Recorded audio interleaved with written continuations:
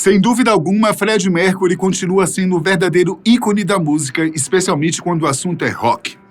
O ex-líder e vocalista da banda Queen morreu em 1991 vítima da AIDS, ou síndrome da imunodeficiência adquirida, e nos deixou um legado duradouro, dadas as suas performances, seu carisma e sua magnífica voz nos palcos.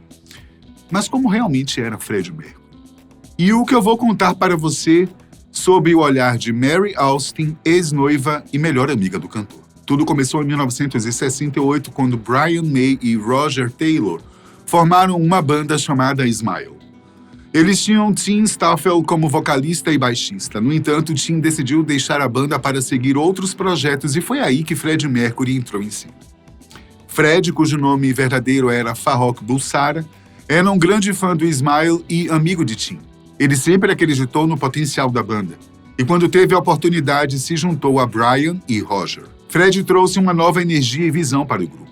Ele sugeriu mudar o nome da banda para Queen, um nome que ele achava grandioso e universal. Além disso, foi ele quem desenhou o famoso logotipo da banda, inspirado nos signos do zodíaco dos membros. 2 leões representando o signo de John Deacon e Roger Taylor, um caranguejo representando Brian May, que é o signo de Câncer, e 2 fadas, representando Mercury, que era do signo de Virgem. Você sabia que Freddie Mercury tinha uma presença de palco tão magnética que rapidamente se tornou o centro das atenções? Sua voz poderosa e estilo único ajudaram a definir a identidade do Queen. E Brian May, com sua guitarra Red Special, feita à mão por ele e seu pai, trouxe um som distinto, que se tornou marca registrada da banda. O primeiro álbum, Queen, foi lançado em 1973. E embora não tenha sido um grande sucesso imediato, mostrou o potencial da banda. Foi com o terceiro álbum, Sheer Heart Attack, em 74, que eles começaram a ganhar reconhecimento internacional. E então veio A Night at the Opera, de 75, com a icônica Bohemian Rhapsody, que catapultou o Queen para a fama mundial. A outra personagem principal de hoje é Mary Austin. Ela não era bem conhecida do público durante a época em que o Queen estava no auge. Aliás, sua presença na vida dos integrantes da banda, especialmente na de Freddie Mercury, passou a ser conhecida com o lançamento do filme biográfico Bohemian Rhapsody. Bom, ela não teve a mesma influência que Yoko Ono teve sobre os Beatles, graças a Deus. Pelo contrário, era uma presença bastante querida pelos integrantes, como também pela família de Fred. Mary Austin veio de uma família de classe simples e trabalhadora. Seu pai trabalhava em uma loja de papéis de parede e sua mãe trabalhava como doméstica. Ambos eram bastante dedicados à filha. No final de sua adolescência, Mary passou a trabalhar em uma loja de roupas em Londres, chamada Biba. A loja era frequentada por gente descolada da alta roda londrina, o lugar mais cool e descolado da capital inglesa, e foi lá, naquela loja, que ela e Fred se conheceram. Como ele era um aficionado em coisas da moda, passou a frequentar o lugar. Ela, vendedora da loja, ele, um aspirante a cantor de rock com uma banda recém-montada. Tempos depois, ela diria que ficou intrigada com a aparência de músico selvagem do roqueiro. Os dois passaram a sair juntos, a conhecer melhor um ao outro, e alguns meses depois ela estava indo morar no apartamento dele. Enquanto isso, a banda ia crescendo, junto com a felicidade dos integrantes e, claro, os compromissos. Ainda assim, Mary acompanhava o namorado quando estava com o tempo livre. E também passou a aparecer em várias fotografias de paparazzis ao lado de Fred. O curioso é que, naqueles anos, ninguém se preocupava muito em saber quem era a loirinha que, vez ou outra, acompanhava Fred e a banda Queen. Em 73, o Queen já se tornava uma sensação na Inglaterra. Esse foi o ano do lançamento de seu primeiro álbum homônimo à banda. E foi também nesse ano que Fred, de forma polida e um pouco mais tímida, pediu Mary em casamento. Ela nunca se esqueceu daquele dia e disse numa entrevista: "Ele me deu uma caixa grande no dia de Natal. Dentro havia outra caixa, depois outra e assim por diante. Era como um de seus jogos lúdicos. Finalmente encontrei um lindo anel de jade dentro da última caixa pequena. Eu fiquei chocada. Simplesmente não era o que eu esperava. Eu apenas sussurrei: sim, eu aceito." Porém, eles não se casariam, como não se casaram. Logo após o pedido, vieram também os cada vez mais frequentes compromissos com a banda, envolvendo horas em estúdio e também viagens, inicialmente pelo Reino Unido e depois em alguns países europeus. O tempo de Fred estava tomado, então o casal precisava sempre adiar o selo do compromisso. Uma das coisas que logo de cara chamou bastante a atenção da jovem Mary era que Fred era uma pessoa muito confiante em si mesmo. Algo que ela não havia percebido em nenhuma outra pessoa. Quando se conheceram, ela tinha 19 e ele 24 anos. Apesar de também muito jovem, o cantor dizia a ela que sua banda iria decolar. E quando isso acontecesse, ela iria junto, pois ela, além de namorada, estava se tornando a melhor companhia dele. Um dia ele afirmaria que ela sempre foi sua melhor e mais fiel amiga. À medida que o tempo ia passando, a banda Queen ia alcançando cada vez mais a trilha do sucesso. Ainda juntos, e vivendo quase um conto de fadas, as coisas começaram a ficar meio estranhas para Mary. Fred passou a ficar cada vez mais tempo fora de casa, e a distância entre os dois foi ganhando espaço. Conforme Mary disse em uma entrevista anos depois, ela começou a pensar que ele provavelmente estava dando atenção às suas amantes. Afinal, ela estava, entre aspas, casada com um astro do rock. Ela achava que estava sendo traída, mas logo saberia de toda a verdade. 6 anos juntos e entre uma discussão e outra, Fred decidiu abrir o jogo. Em uma daquelas DRs, sem ponto de chegada, enquanto era acusado de estar traindo a companheira, Fred confessou que, apesar de amá-la de verdade, ele era bissexual. Segundo ela, os minutos de silêncio que se seguiram pareceram uma eternidade, mas no fundo ela sabia que, não fosse uma traição convencional, digamos assim, algo de diferente havia naquela história. Quanto a ele ter uma queda por pessoas do mesmo sexo, ela já havia percebido, mas não chegou a tirar qualquer conclusão que achasse apressada demais. Em uma de suas entrevistas, ela contou um pouco do momento tenso. Eu nunca vou esquecer aquele momento. Eu lembro de dizer a ele, não, Fred, eu não acho que você seja bissexual. Eu acho que você é gay. No entanto, o que poderia ter se tornado um belo material para revistas de fofoca da época, acabou se firmando em uma amizade selada e completamente fidelizada. Por parte de Mercury, até que seria uma forma de não se esconder mais, pois estava realmente assumindo seu lado homossexual publicamente. Por parte dela, que o amava de qualquer forma, também foi um tipo de libertação, uma vez que a mentira não se perpetuou e, além disso, ela teve liberdade o bastante para escolher seu caminho, sua vida. Ela viria dizer tempos depois que o próprio Fred não se sentia bem enquanto precisava esconder seu segredo.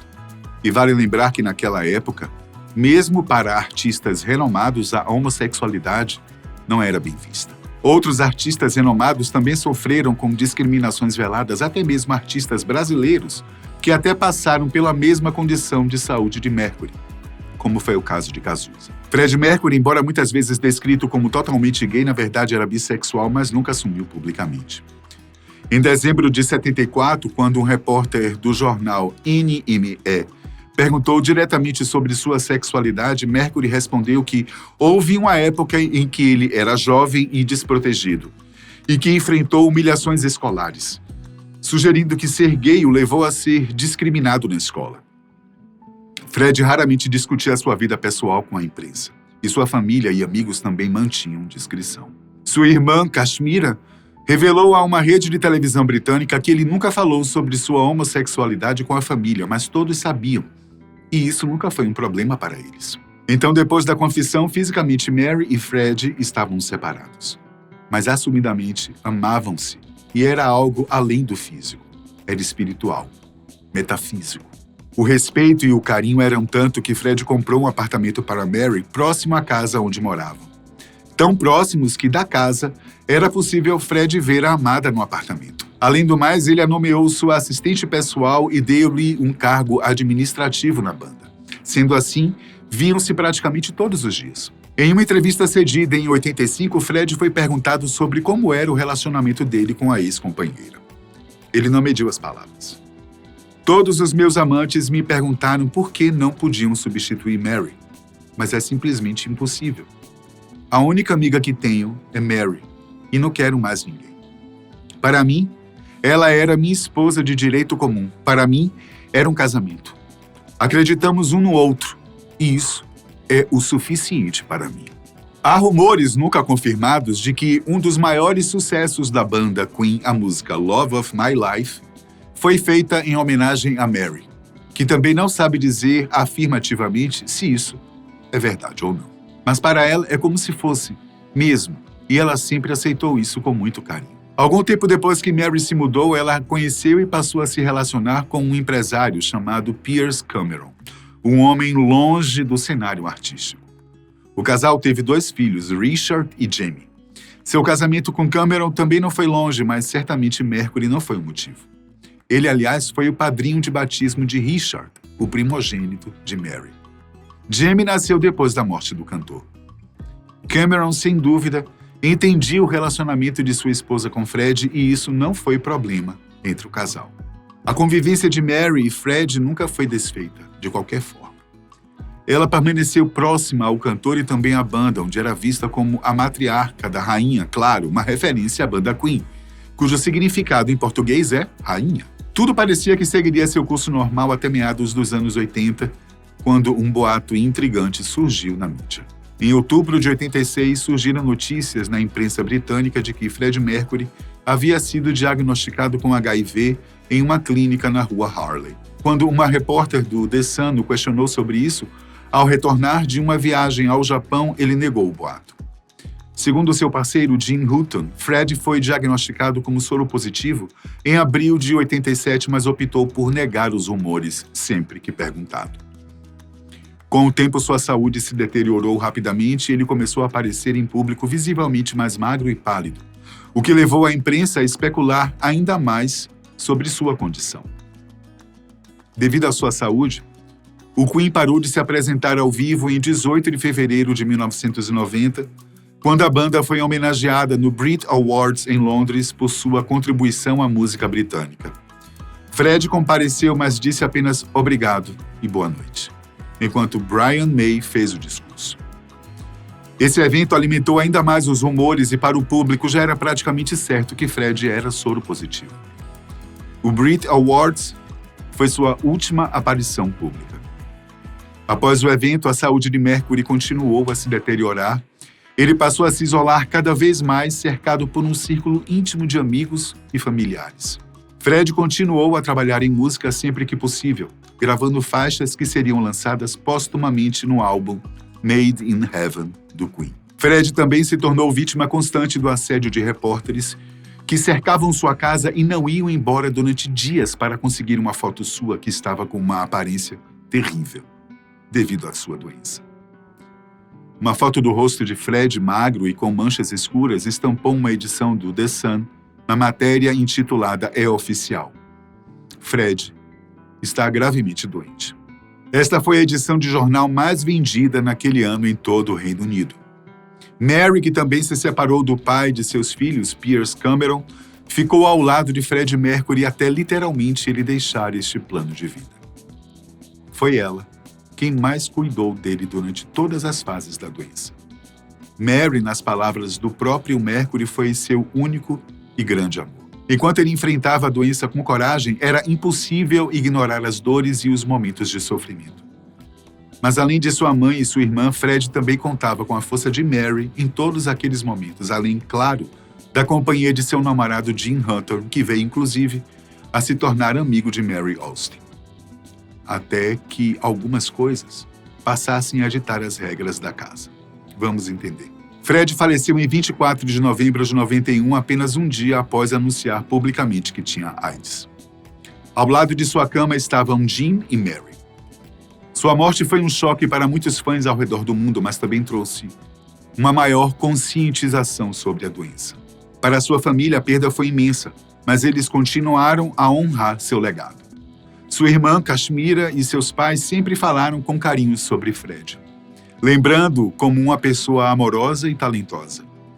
A banda Queen também continuou a celebrar sua memória, realizando shows tributo e mantendo viva a música que ele ajudou a criar.